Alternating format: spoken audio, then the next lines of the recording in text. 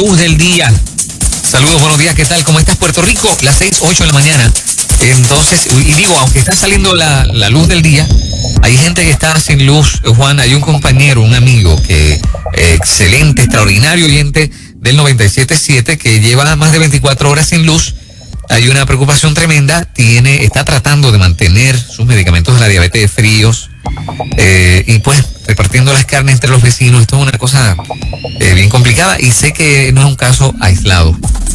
Sí, hay mucha gente viviendo la experiencia. Me parece que el deterioro de la Autoridad de Energía Eléctrica había llegado a ese punto. Y me parece también, no soy defensor del contrato de Luma, no me malinterpreten, pero una empresa que lleva, yo creo que no completa, empezó el 1 de junio, ¿a cómo estamos hoy? A 9. Una semana. Que lleva una semana, pretender que lo haya resuelto todo en una semana me parece absurdo, ¿no? O sea, nadie puede. Si la autoridad no pudo durante tantos años, teniendo mucho más personal, ¿verdad? ¿Cómo se puede pretender que en un término de tiempo tan corto se resuelvan todos los problemas? Repito, no es una defensa al contrato de Luma, estoy hablando de lo que es razonable. Ponte que el contrato te lo dieron a ti, y si es viable que te reclamen a los 8 días de haber comenzado tu responsabilidad de la situación. Así que el deterioro de la autoridad es enorme, las fallas enormes, y bueno, ese es el Puerto Rico que tenemos, ¿no? Sí, sí. Vamos a darle un break a ver si esta cosa funciona, porque de lo contrario, pues nos mantendríamos en un caos permanente. Es que dice él que no hay, ya se sabe que no hay brigadas en Humacao, pero esa es la situación en cantidad de municipios. De hecho, Luma acaba de enviar un comunicado en la madrugada, donde dice, y cito, leo, Luma hace un llamado urgente a las autoridades municipales y contratistas del sector privado en Puerto Rico a abstenerse de intentar operar el sistema de transmisión y distribución de energía eléctrica de forma independiente.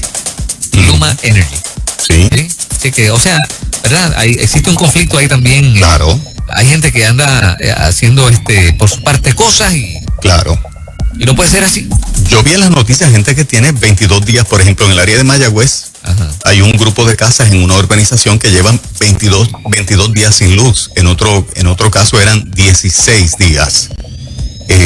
Así que ahí sí hay unos bolsillos que realmente se le ha hecho pues sumamente difícil, pero creo, independientemente del impacto, no estoy minimizando el impacto a esas personas bajo ningún concepto, como si nos estuviese pasando a nosotros, ¿no? O sea, no se trata de restarle importancia. Es que un sistema que se deterioró tanto y que se permitió, a pesar de tanto dinero, que llegara a ese punto, pues bueno, va a coger un rato en restaurarlo a un nivel que no tengamos ese tipo de situación. Un sistema muy debilitado y una nueva empresa que llega, que tiene 7 días. Yo llevo aquí, nosotros estamos aquí, Fernández, desde el 2015, estamos en el 2021. El tramo de árboles que interrumpe la energía que llega a toda esta calle, que somos un montón de negocios comerciales aquí. Ajá. En 6 años nunca podaron esos árboles, y cada vez que llueve y hace un poco de viento se nos va la luz. Los fusibles se protegen y se abren. Eso es a cada rato. 6 años bajo la Autoridad de Energía Eléctrica con su personal full. 6 años. Y nosotros consistentemente reportando. Sí. Se tomaban aún así 4 o 5 días. Yo tenía que usar, ¿verdad? A veces amistades que se te ofrecen ayudar, de la propia autoridad, que nos ayudaban un poquito en ciertas instancias. No, yo estaré eternamente agradecido por eso. Pero aún así, 4 y 5 días con planta. Fuera de tormenta, o sea, esa es la realidad. Esa es la realidad. De cantidad de empresas y de gente, ¿no? Claro, así es. Otra cosa que vi en la prensa son los $150 millones adicionales que está pidiendo el Departamento de Educación. ¿Tuviste esa noticia? No. El Departamento de Educación, el secretario interino está pidiendo para el presupuesto de este año que le completen con $150 millones adicionales. Sí. Tiene 3.200 millones y pico de dólares el presupuesto del Departamento de Educación, que lo que ha hecho en los últimos años es seguir creciendo. Sin embargo, en el año 2000, Fernán, habían 1.500 escuelas abiertas en el 2000. ¿Sabes cuántas quedan? ¿Cuántas? 858. A la mitad. Wow. A la mitad. Sí. El presupuesto lo que hizo fue aumentar. Menos escuelas, planteles cerrados, a la mitad. Más plata. ¿Sabes cuántos maestros habían en el 2000? 37.620. Ok. ¿Sabes cuántos quedan? ¿Cuántos hay? 24.861. Wow. Y el departamento tiene la mitad de las escuelas prácticamente y casi la mitad de los maestros. Pero funciona con más dinero y él está pidiendo 150 millones de dólares adicionales. ¿Y para qué son los 150 millones adicionales? Él dice que un montón de servicios para unos servicios que el departamento tiene que prestar y que son fundamentales esos 150 millones para brindar esos beneficios a los servicios que el departamento brinda al estudiantado. Teniendo un presupuesto de 3,000 y pico de millones de dólares. Correcto. 150 más. Qué raro, ¿no? Sí, con la mitad de las escuelas. Entonces, ¿dónde está tu ahorro? ¿Qué hiciste? ¿Por qué necesitas más dinero si tienes la mitad de las escuelas y casi la mitad de los maestros? No, por lo menos un 40% menos del magisterio en la nómina del departamento. Al día de hoy, el Departamento de Educación, en estos últimos 20 años precisamente, tenemos 2 secretarios declarados culpables por actos de corrupción. Sí. ¿Verdad? Porque esta nena ayer se declaró culpable. Kelleher. Creo que se expone a 6 meses de cárcel y 2 años, o 1 año y medio. Año y medio en total, 6 meses solamente cumpliendo dentro de la cárcel, el resto del, o sea, el año, pues entonces está en la casa. Exacto. Arresto domiciliario. O sea que finalmente ella dijo, mira, sí, tengo la culpa. Finalmente admitió. Claro, no sé si fue que se le hizo difícil, eso es una parte ya totalmente legal, probar los hechos más allá de duda razonable, y se llegó a este tipo de acuerdo, porque de todas maneras, el haberte visto envuelto en una situación como esa y solamente terminas pagando con 6 meses de cárcel, como que pues no es mucho tiempo, tú sabes, eso es prácticamente nada. Pero en la suma de los 20 años, 2 secretarios culpables, 24.470 estudiantes fracasaron de nuestro sistema. Lo habías comentado hace par de semanas aquí. Eso es así. Las escuelas del sur todavía no sabemos absolutamente nada qué va a pasar con esas escuelas del sur que se afectaron. O sea, cómo el departamento va a abrir nuevas escuelas para los estudiantes que se quedaron sin escuela, particularmente Peñuela, Guánica, esos pueblos que se afectaron mucho más. ¿Ok? No hay un secretario de educación en propiedad. Y no hay un plan aprobado todavía, junio, para el regreso a clases en agosto. Increíble. ¿Ok? Pero la perspectiva de género va sí o sí. Pero la perspectiva de género va sí o sí. Eso sí está bien cuadradito. Eso está set. Ajá. O sea, realmente el país está en una situación que tú dices, quiero entender a los políticos, pero no puedo. Es una forma incomprensible de cómo el político sigue actuando. Y en la parte de pedir más dinero para un departamento que, como dije, toda la data dice que debe estar sobrándole dinero con la mitad de las escuelas y casi la mitad del magisterio. Esto es para haberle aumentado el salario a los maestros hace rato. Hacerle justicia salarial al maestro, pero nada. Arreglar las escuelas. O sea, sí. Claro, sí. O sea. Leí en pasados días. Absurdo, ¿no? La prensa, creo que fue la semana pasada, reseñó un detalle que yo creo que pasó todo el mundo por alto, y es que o sea, luego de que todos los maestros terminaron y ya se saben todas las notas, todos los que pasaron y todo lo demás, ¿no? Mira qué cosa interesante. Las mejores notas del país las tuvieron los estudiantes del sur. ¿Cómo se explica eso? Wow. ¿Sí? Eso sí me impresiona también. Los estudiantes del área sur tuvieron mejores notas que el resto de los estudiantes del país. Wow. Así es que, no sé, incomprensible, ¿no? Impresionante. Sí. Otra noticia que nos impresiona y que nos reta como pueblo es esta que saca a primera hora esta mañana, bajo el título Adolescentes alcohólicos, realidad en Puerto Rico. El problema de salud pública se confirma con el registro de menores de tratamientos y en el último informe de consulta juvenil que se realiza para monitorear conductas de riesgo en esta población. Adolescentes alcohólicos. Eso es increíble, difícil de digerir una realidad como esa. Impresionante. Según la encuesta que fue diseñada desde el 1990 para monitorear cada 2 años la prevalencia del uso de sustancias entre los adolescentes de 7º a 12º grado de la isla, actualmente casi la mitad de los alumnos en estos grupos, el 42.9%, ha tomado alguna vez más allá de un sorbo de alcohol y tenían menos de 14 años cuando lo hicieron por primera vez. ¿Ok?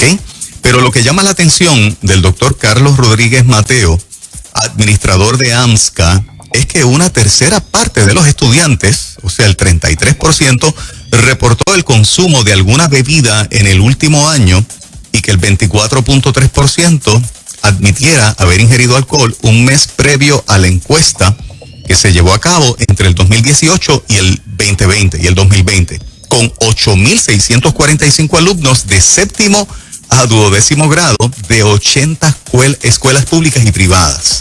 Desde el séptimo grado. Desde el séptimo grado. Eso se oye, no se cree.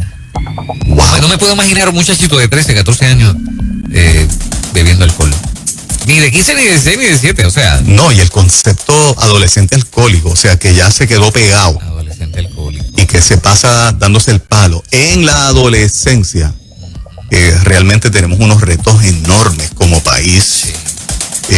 Un reto la familia, cómo el mundo sigue golpeando duro a nuestros hijos, a nuestros sobrinos, a nuestros primos. Sí.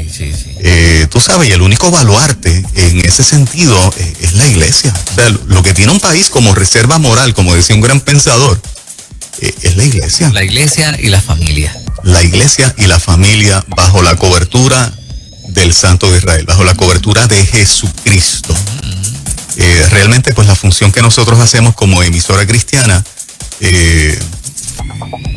está dando en el blanco y cubre una necesidad insustituible en los medios de comunicación del país, porque mantenemos al público informado de estos temas, pero al mismo tiempo proveemos recursos que todo el tiempo están en la línea de aconsejar a la familia. Ahorita viene Nando Steidel a hacer un segmento de consejería pastoral. Sí.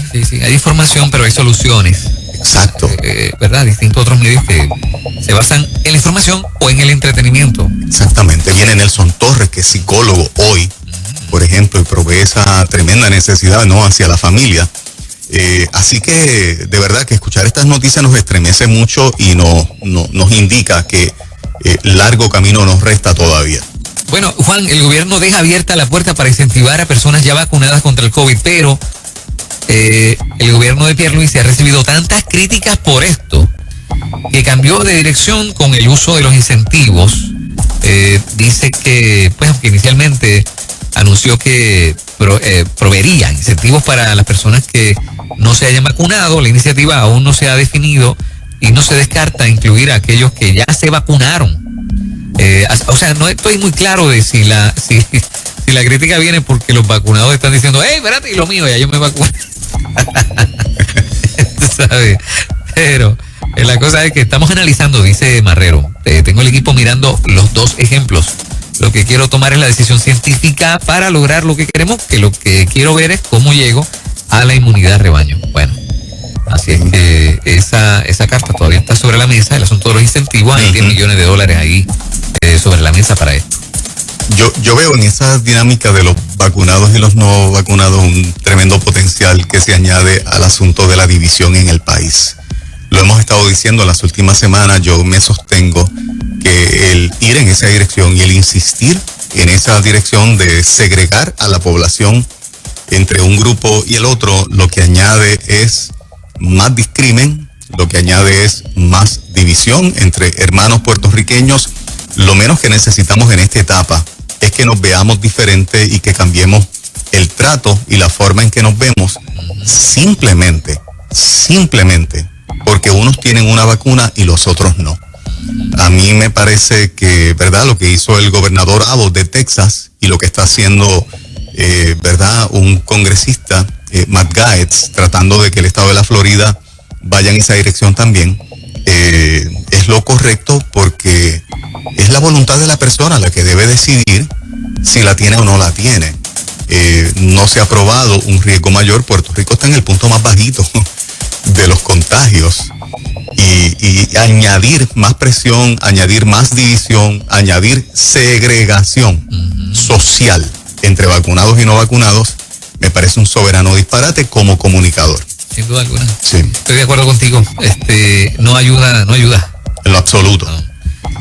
Así es que, Juan, la legislatura municipal de Bayamón aprobó una ordenanza que retiene la prohibición de realizar colectas en vías, aceras y frente a edificios públicos, a menos que estén autorizados. O sea,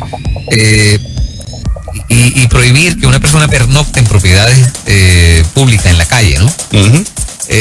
¿Cómo tú ves una cosa como esta ante la realidad de que hay tanta gente en la calle? Aunque sabemos que muchos de los que están pidiendo en la calle, ¿verdad? Y que duermen por ahí en las esquinas, son usuarios de droga. Esa nota debe añadir un punto que me lo compartió el juez Jorge Lucas Escribano. Ajá. Y es que se prohíbe el dar material, cualquier tipo de material promocional. Okay. También se está prohibiendo en la ordenanza. O sea, los flyers. Flyers, y tú sabes que nosotros siempre pensando en la libertad religiosa, si tú me estás incluyendo ahí los famosos tratados o cualquier material donde nosotros en la libertad de culto, libertad de expresión que tenemos, podemos hacerlo, pues levanto una banderita ahí. En lo demás, yo creo que si el municipio tiene albergues, que me parece que los tiene, para los deambulantes, donde hay una cama, donde les dan comida, y donde muchas veces se hace la promoción para que el deambulante vaya, pero un grupo va y el otro no. Sí. Me parece que si el municipio hace eso, pues podría ser un disuasivo de que la ordenanza se justifique para tú no tenerlos donde los agarre en la noche y de repente los tengas, tú sabes, en la entrada de tu negocio, cuando tú llegas, o cerca de tu casa, o en el área de tu casa, porque no es menos cierto que algunos, los que están en la adicción, pudiesen en algún momento ser peligrosos, porque no todos tienen salud mental. Claro. Algunos ya carecen de ellas o el nivel de adicción es muy alto. O sea que es un elemento de seguridad que lo puedo entender, pero si el municipio no promueve los lugares que tiene para ellos, ¿y dónde están? Que un municipio, por ejemplo, Bayamón es grande, deben haber más de uno, porque es enorme el municipio, y ellos no tienen carro, no tienen medios de transportación. O sea, me imagino que colaborarán con alguna organización comunitaria, me imagino. En ese sentido, vuelvo y te repito, se justifica, pero de lo contrario, el hecho de incluir que no se riegue material promocional de ninguna clase, que fue la nota que me envió Jorge Lucas, pues me parece, no sé, peligroso en ese sentido de que el Estado o sus instrumentalidades, llámense municipios, sutilmente, aunque no sea el propósito, o sea, yo no estoy diciendo que alguien pensó, vamos a sacar a los cristianos de regal material, o sea, pero yo no estoy diciendo bajo ningún concepto, pero si el efecto final, o sea, es ese también, pues hay que levantar una bandera. Ahora, en cuanto a los deambulantes y gente en la calle, en las luces, yo que soy de Bayamón, es, o sea, es crítico. Y en el área metropolitana, no sé en el sur, no sé en el norte, en el oeste, pero lo que es Bayamón, San Juan, Carolina, o sea, la cantidad de gente deambulando. Exacto, pidiendo dinero, o regando flyers también, o sea, a veces es bien difícil, tener una luz tras otra con gente. No, y crean situaciones, mira, por ejemplo, o hacen sus necesidades en lugares donde normalmente el público acude a... Hay un banco en el área de Caguas, particularmente, que cuando tú usas el Servicarro, si te toca de casualidad esa, tú sabes, donde envías la cápsula, esa cápsula particular, cuando bajes el cristal vas a tener un fuerte olor a orín, porque en las noches los deambulantes de la zona donde hacen su necesidad es al lado, en el tronco de esa cápsula. En esa esquina. Ok, por ponerte un ejemplo, ¿no? Sí, no, y algunos se ponen agresivos también cuando les dices que no. Ajá. Así es que, bueno, es bastante complicado el tema, ¿no? Lo es, pero la banderita que yo levantaría de aquellos que, ¿verdad?, son gente buena en el municipio, es hasta dónde eso del material incluye material religioso, y lo que estoy diciendo cubre a todo el mundo, no estoy hablando de iglesias evangélicas. Sí, seguro. Los del Islam riegan material. Testigos de Jehová tienen los testigos de Jehová riegan material. O sea, cuando tú mantienes libertad religiosa es para todo el mundo. Para todo el mundo, seguro que sí. Y eso habría que verlo. Bueno, señores y señores, nos pusimos al día. Esto es en Ruta Nueva Vida 97.7. Son las 6:28 de la mañana. Y en breve hablamos de estos conflictos que surgen entre compañeros de trabajo. A ver si te ha sucedido. Te vas a enterar en breve.